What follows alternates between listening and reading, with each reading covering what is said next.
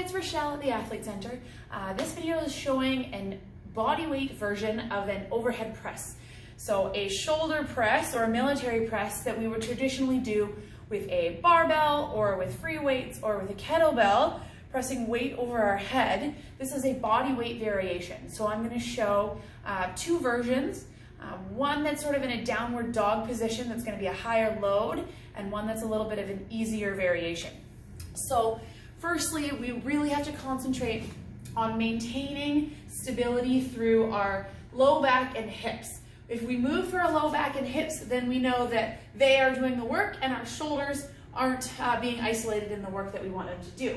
So our overhead press in a downward dog, this is going to be a little bit more difficult. So we're going to set ourselves up with our hands right underneath our shoulders, come up into a high plank, and from here, we're going to press the mat away from us. So imagine like we're trying to rip the mat between our hands and our feet, and then hinge through our hips. So you can do that as your overhead press.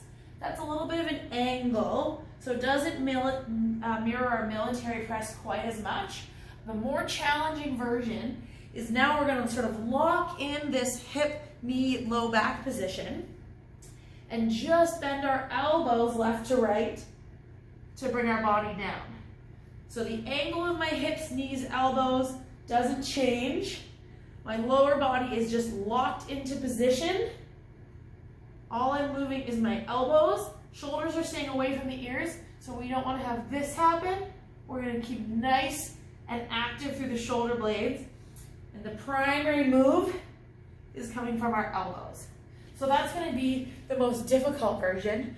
A way that we can sort of change it is move it to what we call a high bear plank instead of a downward dog.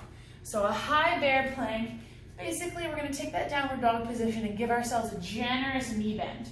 So going from our high plank, pushing up into our downward dog, and then bending our knees, lowering our hips a little bit. Now we're going to lock that in place and do our overhead press from there. So now we've got more of our body weight into our legs, so less is going into our arms, but I'm still not moving my hips, knees, or ankles. My arms are the only thing moving. This angle that's in my hips, knees, and ankles is staying locked in, and that only movement is my elbows bending left to right, like that. We can also do either of these in an elevated position. So I can use the couch or my coffee table or the edge of a chair. But again, the key is going to be maintaining that lower body position. So if I want to do the high bear variation, I'm going to go into my downward dog, bend my knees, lock that hip, knee, and ankle position in, and then my overhead press.